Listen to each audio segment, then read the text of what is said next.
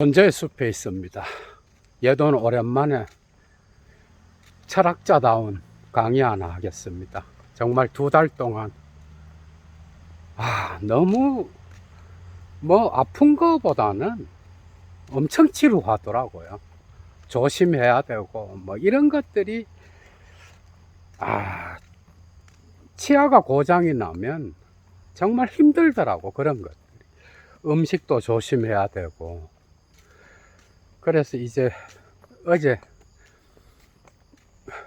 그 크라운을 씌웠는데요. 다음 주가 되면 치아 치료도 이제 끝이 납니다.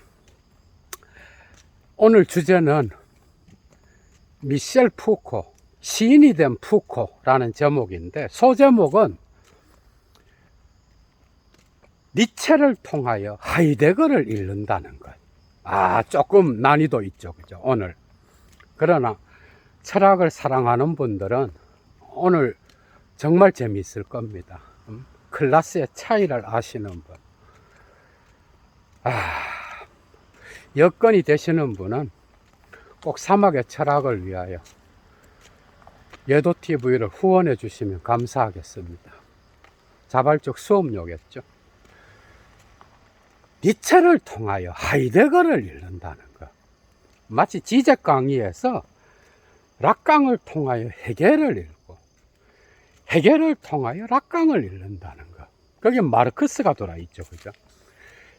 그런데 미셸 푸코가 니체와 연관되어 있다는 것은 철학을 조금만 아는 사람도 알고 있을 거예요. 물론 예도는 지금까지 엄청나게 많이 강의를 했어요, 이 부분에 대하여. 그런데 하이데거랑 반하이데거적이지 않나? 이렇게 이제 생각하는 분들이 대부분일 거예요. 니체를 통하여 하이데거를 읽는다는 것. 어떻게 하이데거의 존재론을 푸코가 받아들이는지, 그러나 비판적으로 받아들이고 거기에 니체의 힘의 의지 개념을 갖다 붙이는지, 완전 변형시켜서 푸코적인 존재론을 형성하죠, 그죠?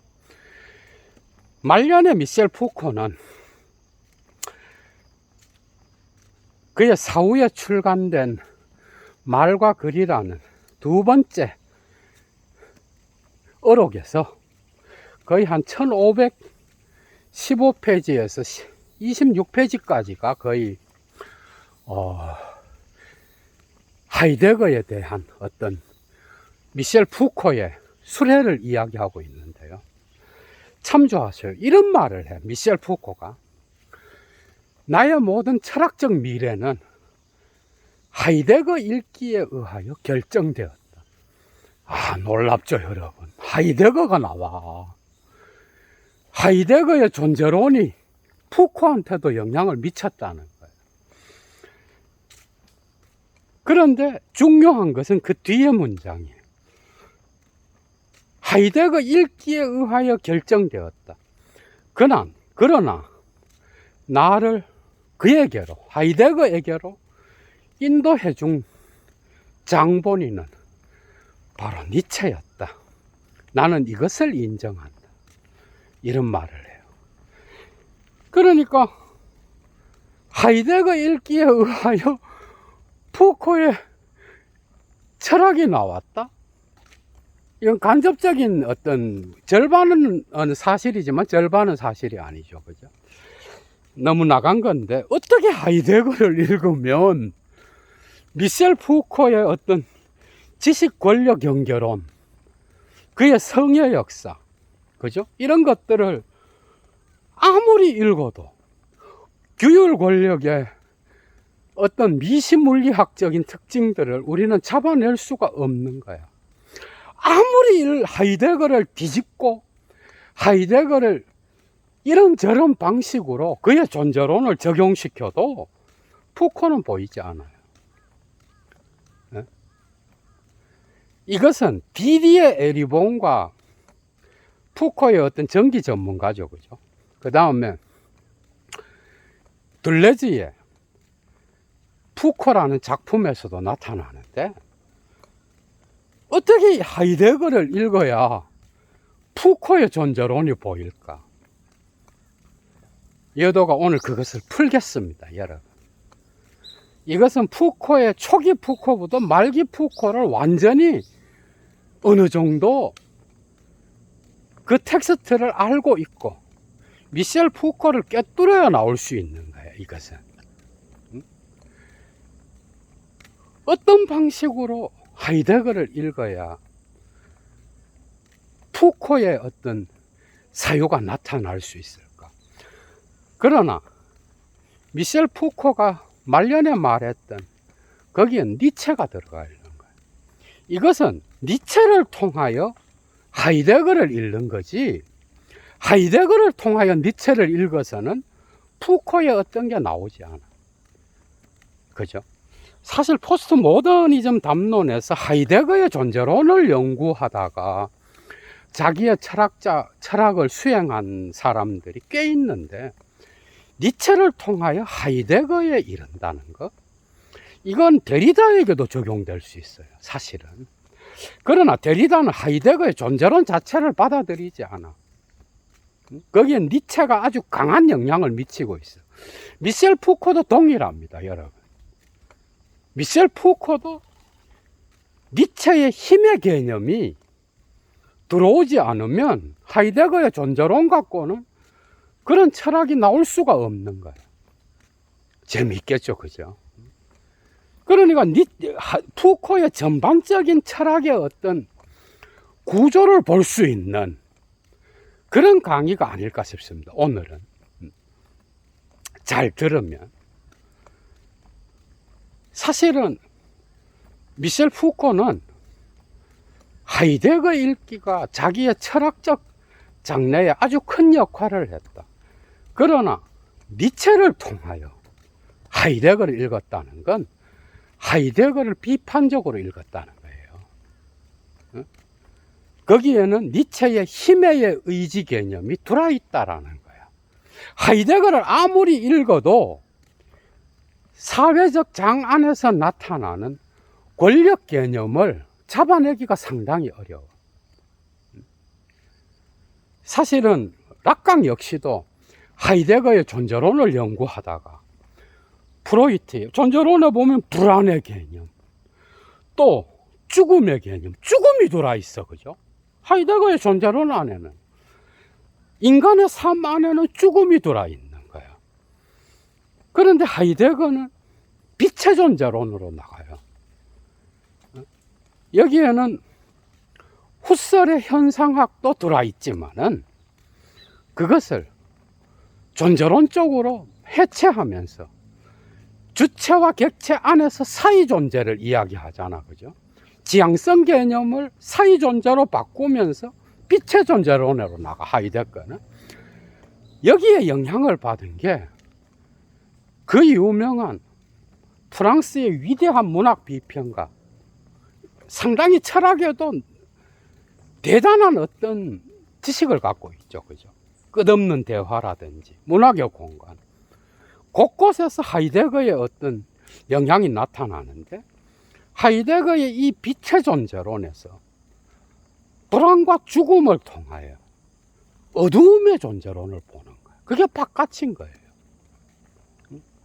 그러니까 불랑쇼의 이 바깥의 개념을 니체의 힘의 존재론으로 대치하면서 권력 개념을 갖고 온 게 미셸 푸코인 거예요. 이렇게 연결되는 거예요. 그러니까 모리스 불랑쇼의 어떤 그 바깥의 사유, 이 푸코가 불랑쇼에 대한 논문을 쓰잖아, 그죠? 그것이 자기의 철학에도 그대로 들어와 있는 거야.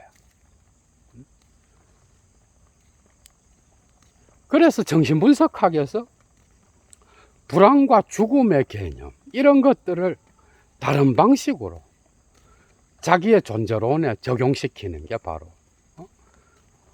락강이에요. 락강 역시도 하이데거를 연구했어, 초기부터. 그러니까 상상계, 상징계, 또 실제계, 그 경계에서 나타나는 죽음 충동의 개념, 그죠? 프로이트와 연결되는 거지. 그 다른 방식으로 하이데거의 존재론을 연결시킨. 그 다음에 바디우 역시도 하이데거의 존재론을 연구했어.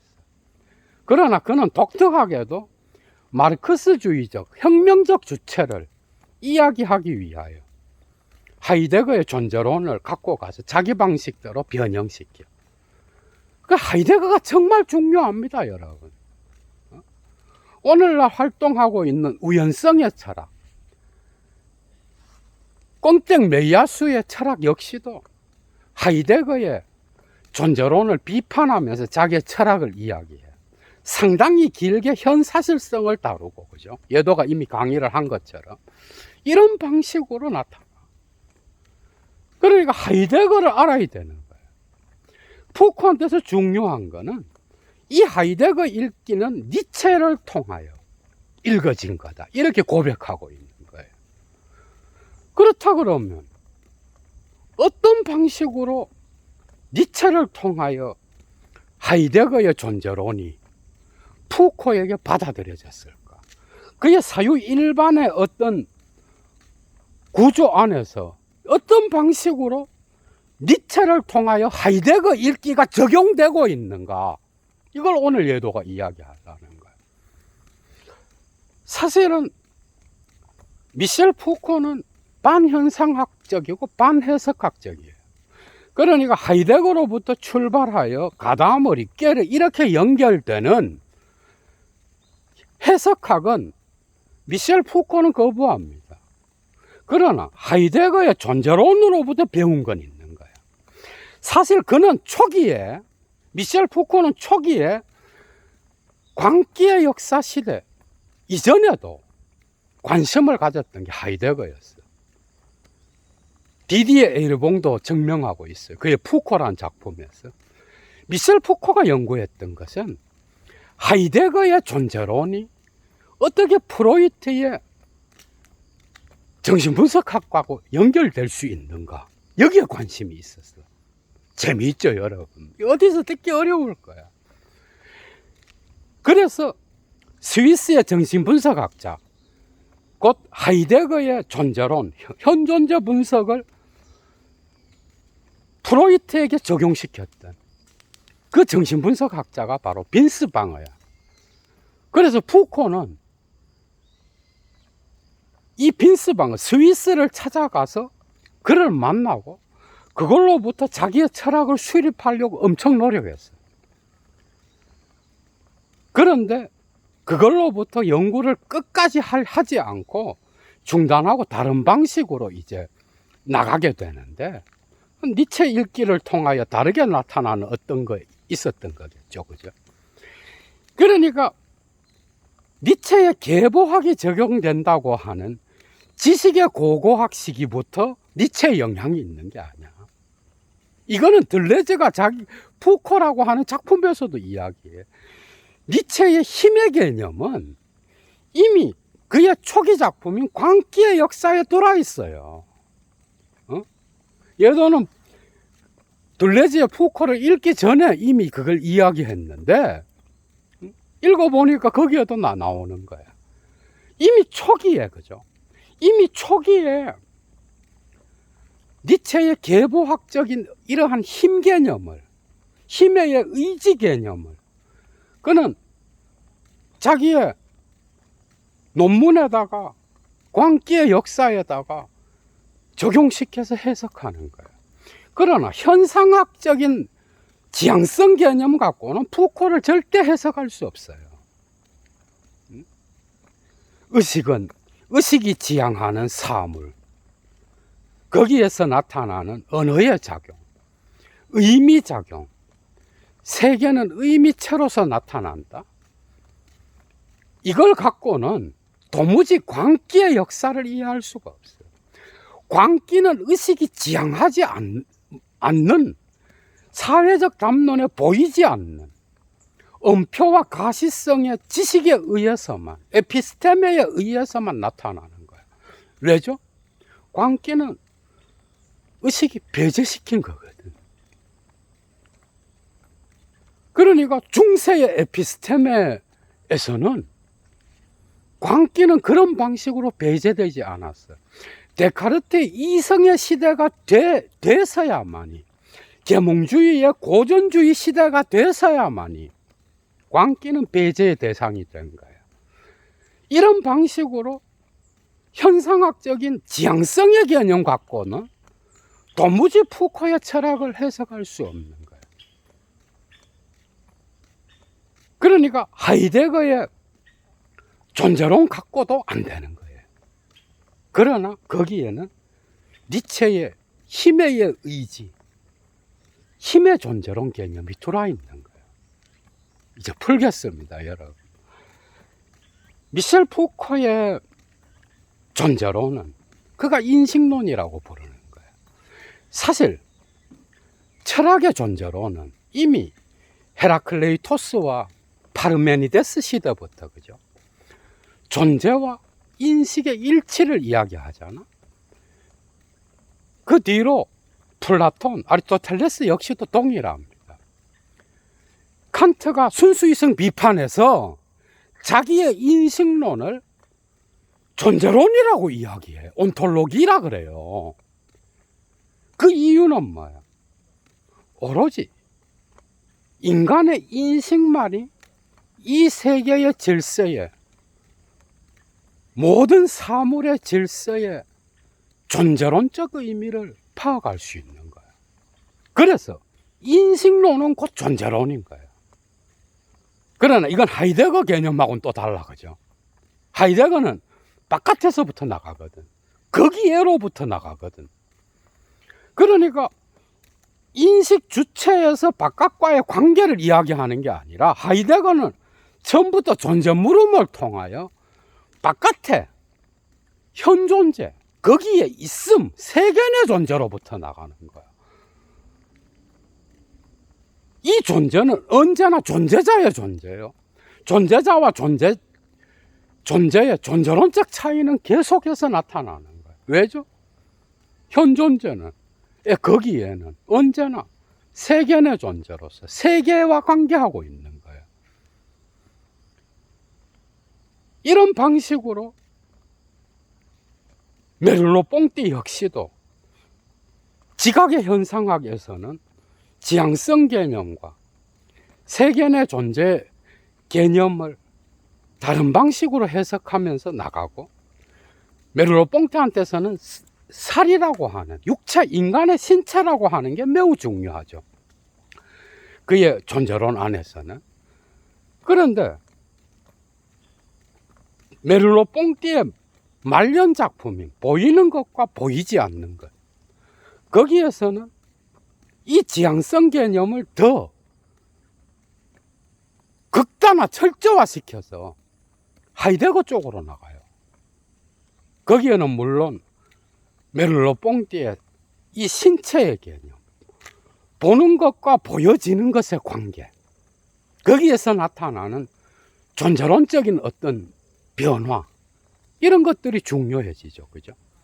그래서 후설로부터 하이데거로 나아가는 거예요. 현상학에서 존재론으로 나아가고 있어요. 그러나 거기에는 후설의 현상학이 녹아들어 있는 거죠. 그죠?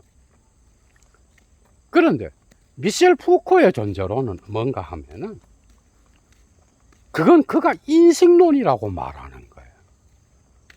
이건 칸트와도 대비될 수 있는 거예요.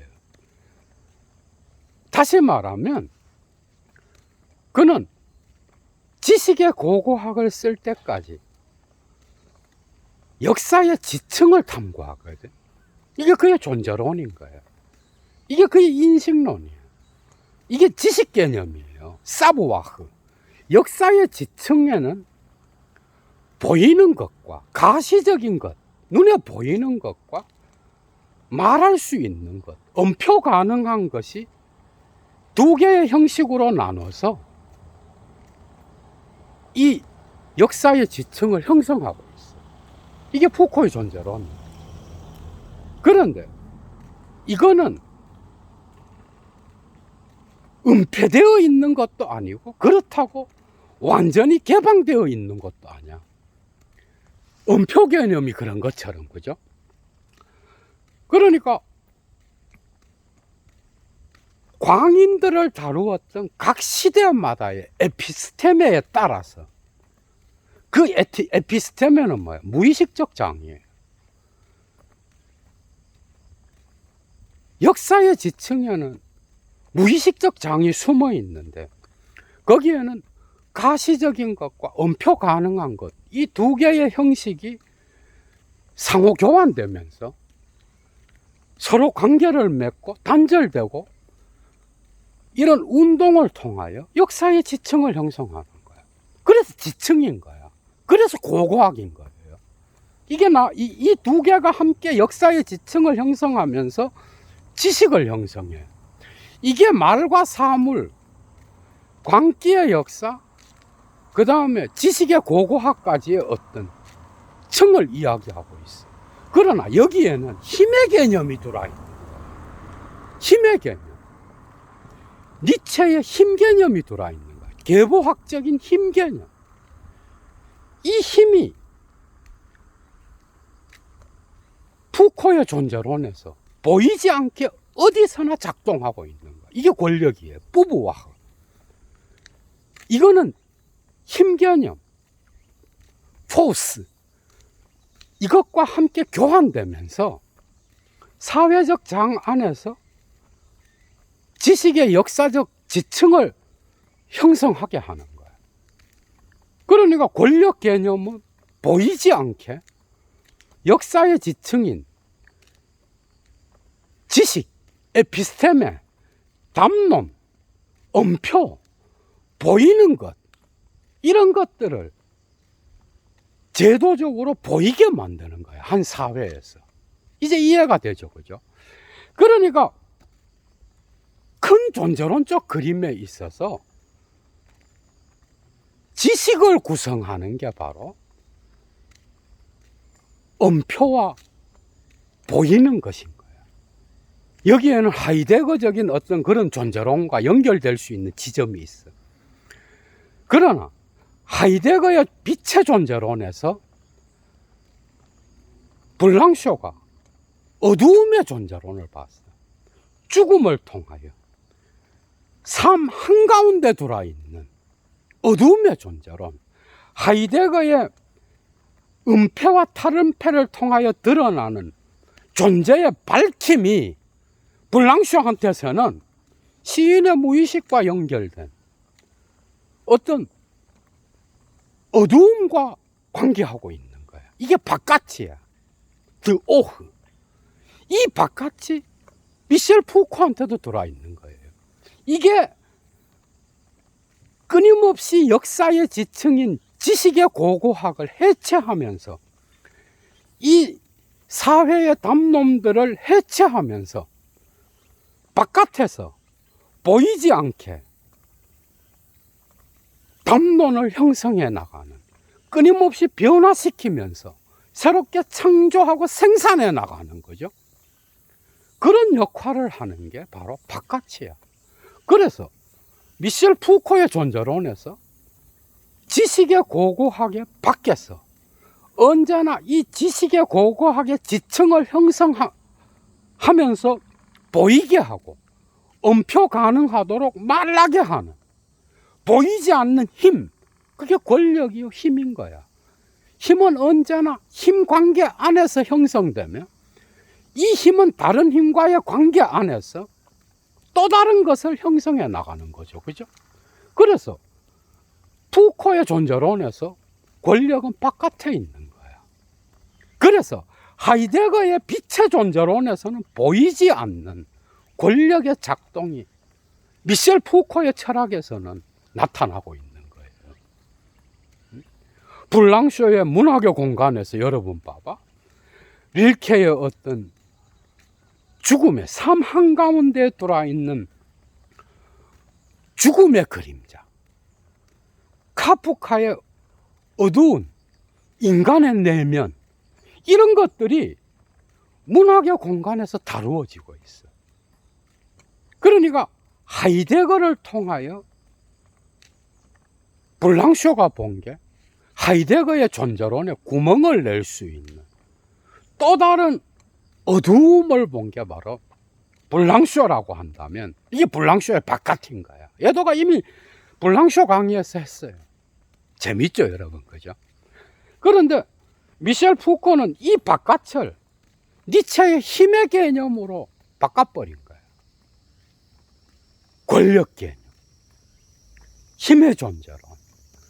어떻게 힘이 끊임없이 사회적 장 안에서 움직이는 역사의 지층을, 지식의 담론을 변화시키고, 그리고 그것을 배제시키고 삭제시키고 생산하는지, 이걸 보여주고 있는 거예요. 그래서 이걸 따라가야 이 사회적 장 안에서 힘의 이동을 볼 수 있는 거고, 그것은 바로 지식의 고고학에서 나타나고 있는 사회적 장 안에서 드러나는 무의식적 지층을 봐야 된다라는 거거든요. 그래서 이런 것들은 초기 작품인 광기의 역사와 임상의학의 탄생, 그 부제목이 시선의 고고학이잖아. 이 시선이 정말 중요한 거야. 이게 빛인 거야, 빛. 미셸 푸코한테서도 이 빛과 음표 가능성과의 결합을 통하여 지식이 형성되는 거야. 그러니까 푸코한테서 지식은 존재론적 개념이에요. 왜? 이 지식의 장, 지식의 고고학인 역사의 지층이 바로 주체를 형성해. 그러니까 이 지식의 장을 형성하는 게 힘의 존재론 바깥인 거야. 이제 이해가 돼요? 그러니까 권력은 국가가 권력을 소유하는 게 아니야. 푸코한테서는 국가 역시도 힘을 전제함으로써만 존재하는 거야. 그러니까 힘 개념, 권력 개념이 국가 개념보다도 앞서 있는 거야. 선험적인 거예요. 이 힘이라는 게 뚜껑이 확 열릴 겁니다. 그죠? 그래서 국가보다도 앞서 있는, 그래서 이 힘이 지나가면서 국가와 사회와 규율의 다양한 장들이 형성되는 거예요.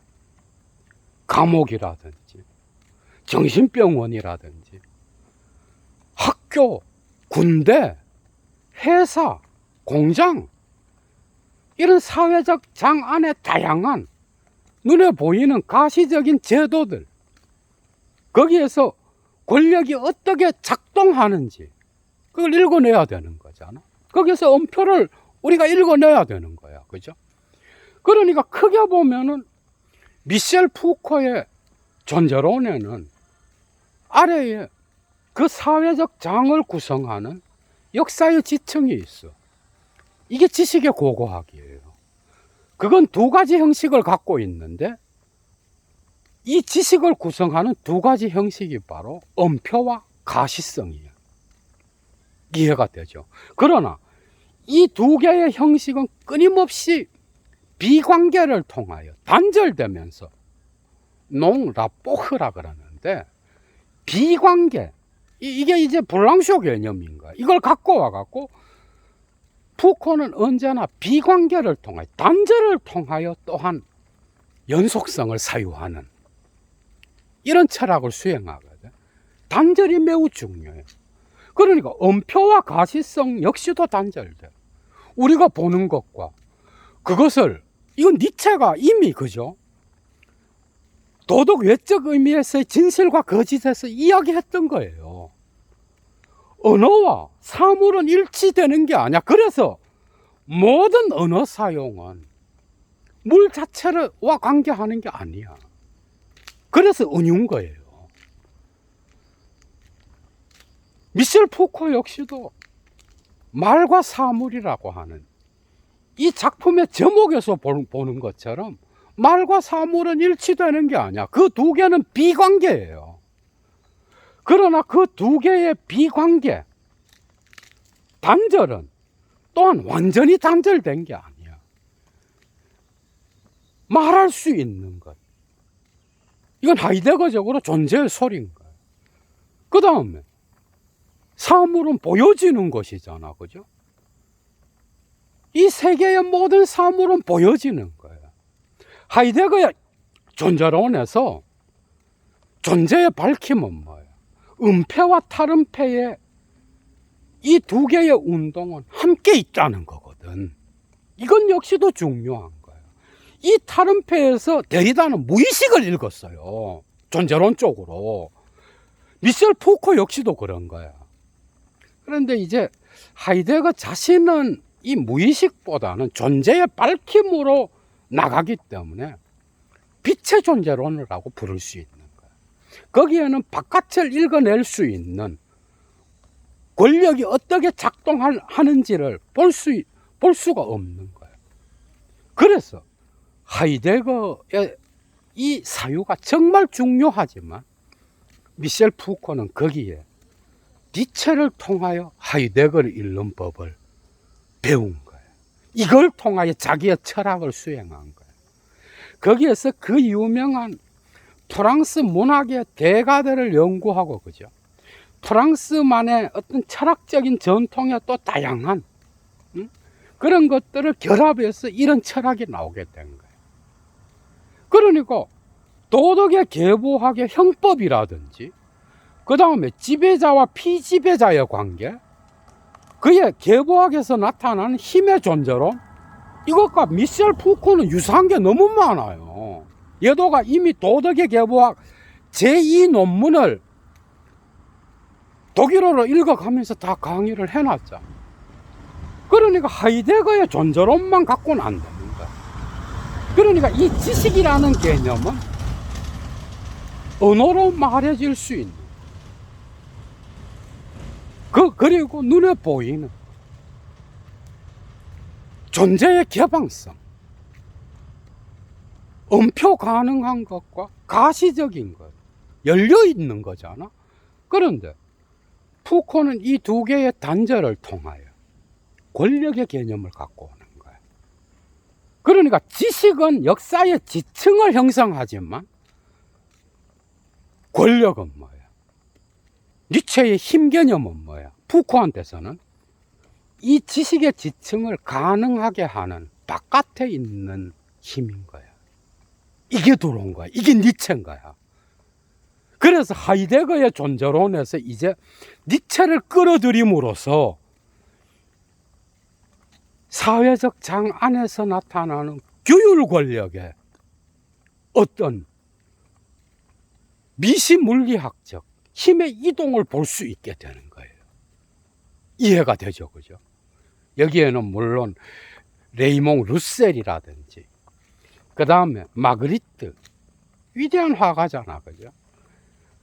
루셀과 같은 위대한 문학가, 이런 작품들의 또 사유도 들어있겠지. 블랑쇼도 들어있고. 그러면서 푸코는 자기의 존재론을 독특한 방식으로 변형시킨 거야. 그러니까 여러분들이 지식이라는 푸코의 개념을 내 대가리 속에 있는 인식론적인 개념으로 알고 있어 갖고는 도저히 푸코를 이해할 수 없는 거예요. 뚜껑이 확 열릴 거야. 그러니까 푸코가 지식이라는 개념을 쓸 때는 그건 이미 존재론적 장을 형성하는 에피스테메, 우리가 주체로서 어떤 지식을 가질 때에 그걸 가능하게 하는 무의식적 장과 같은 그 지식의 고고학적 지층이 이미 전제되어 있는 거잖아. 주체는 거기에 따라서 어떤 알을 형성하는 거야. 그래서 푸코한테서 지식의 개념, 사부와크 개념은 학문분과 개념보다도 큰 개념이에요. 재미있죠, 그죠? 그래서 이제 여러분들이 이해할 수 있는 거예요. 주체는 뭐예요? 말과 사물 마지막에 나오는 바닷가의 파도는 뭐예요? 니체의 힘의 존재론이고 힘인 거예요. 이 힘은 보이지 않게 바깥에서 이미 형성된 역사의 지층을 바꾸고 그 다음에 그것을 새롭게 형성하는 운동인 거야. 힘의 개념이 제일 앞서 있는 개념인 거예요. 두 개 다 선엄이야. 칸트적으로 볼 때도. 선엄적 장, 무의식적 장인 거야. 프로이트적으로 볼 때는. 이 장이 주체를 형성하는 거야.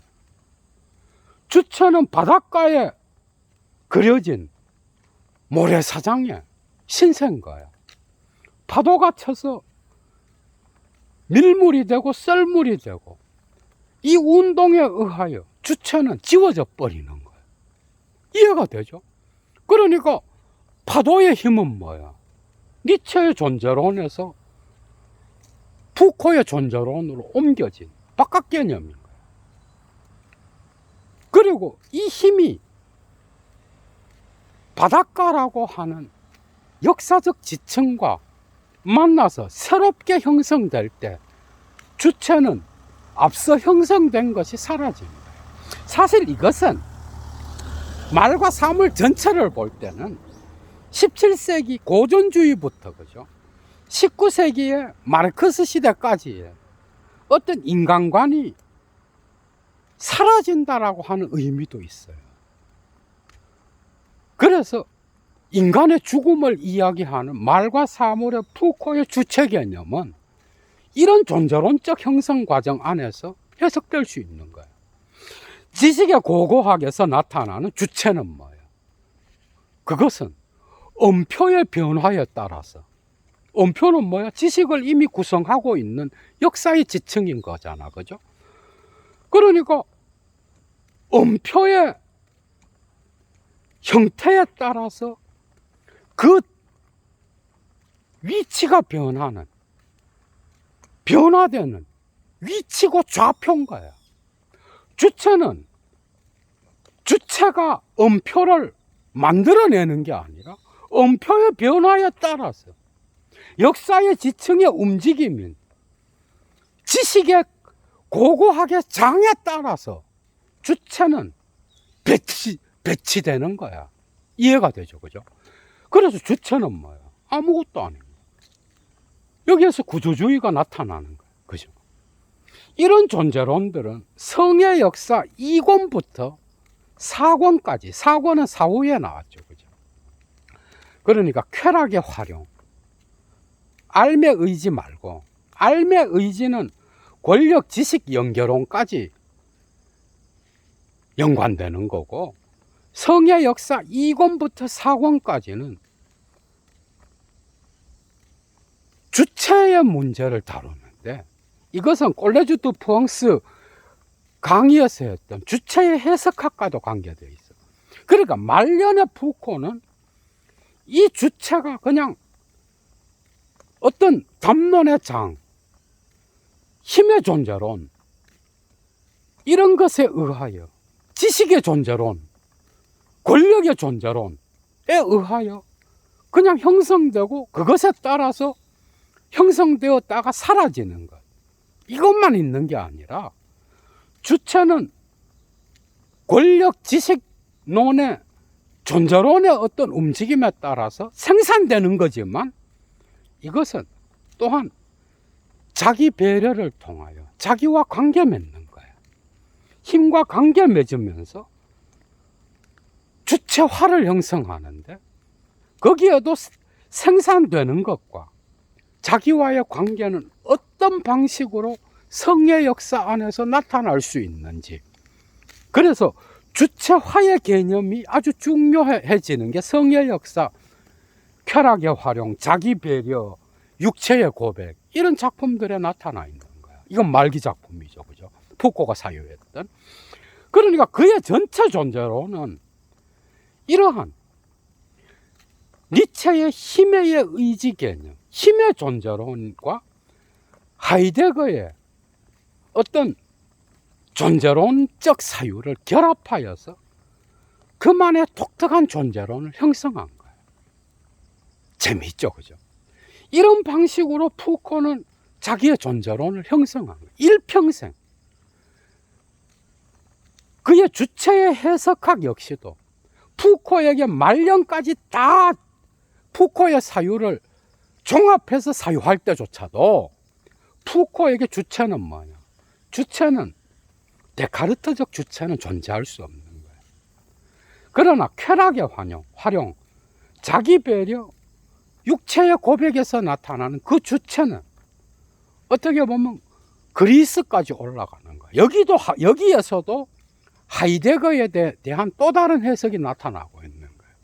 하이데거의 음패와 탈음패 역시도 그리스적 사유로부터 갖고 온 거잖아. 이 주체화 역시도 어떻게 보면 그리스인들의 자유인의 개념, 자유인이 어떤 방식으로 이 힘과 관계하고 있는지 이걸 사유하다. 그리고 니체가 끝까지 가는 거예요. 사유하다가 생산되지만 그것을 통하여 권력과 지식의 장에 의하여 생산되기만 하는 주체가 아니라 어떤 성의 담론 안에서 또다시 생산되었다가도 자기와의 관계를 통하여 삶을 창조하기도 하는 약간의 긍정성이 나타나는 거예요. 그러니까 미셸 푸코의 사유에서 주체는 상당히 까다로운 주체예요. 지적적으로 보면 주체가 없는 게 아니야. 말년의 푸코한테서는 주체가 형성돼요. 그러나 이 주체화는 여전히 그의 존재론을 형성하는 지식 권력 연결론. 권력은 보이지 않게 언제나 지식의 고고하게 역사의 지층을 바꾸어 놓고 변화시키고 바깥에서 끊임없이 그 관계를 변화시켜 나가는 거예요. 국가와 사회의 모든 제도들을 언제나 이미 앞서서 다른 방식으로 바꿔 놓는 게 미셸 푸코한테서 힘 개념인 거예요. 그래서 이 뿌부와흐는 정말로 미셸 푸코한테 존재론에서 가장 위에 있는 개념인 거예요. 가장 선험적인 개념인 거예요. 그게 바로 니체의 계보학적 힘 개념으로부터 갖고 온 거예요. 그래서 하이데거의 이 존재론은 존재론적 사고를 변화시킬 수 있었던 거예요. 자기 방식대로. 규율 권력이라든지 광기의 역사에서 광인들을 바라보는 사회적 시선이 무엇인지, 그죠? 이런 것들을 니체를 통하여 바꾸어서 하이데거의 빛의 존재론이 배제시켰던 그 보이지 않는 엄표들을 읽어낼 수 있었던 거예요. 예도가 볼 때는 예수 역시도 미셸 푸코와 연관해서 볼 때 그 시대의 담론의 장에서 배제된 자들, 그죠? 다시 말하면 나병 환자들. 그 사회가 저건 뭐야? 바깥으로 배제시킨 거. 존재론적 구조에서 구멍이 난 그러한 존재들을 예수는 사회적 담론의 장 안에서, 그죠? 그들을 돌보고 그들과 함께 하자. 가늠하다 붙잡힌 여자들, 사마리아 여인, 사마리아 사람들, 유대인들의 담론의 장에서는 더러운 인간들인 거죠, 그죠? 그런 자들과 예수는 뭐예요? 그들이 내버린, 바깥으로 내버린 그 질서 안에서 왜 배제시켰는가? 그 힘의 이동을 보고 그들의 권리를 다른 방식으로 해석하는 게 예수였던 거예요. 여러분들 그 복음서에 봐봐. 이런 점에서 미셸 푸코와 예수는 좀 닮아 있는 게 있는 거예요. 역사적 예수는. 정말 할 얘기가 많습니다. 오늘 뚜껑이 많이 열리셨을 것 같아. 얘도 물러갑니다, 여러분. 주스!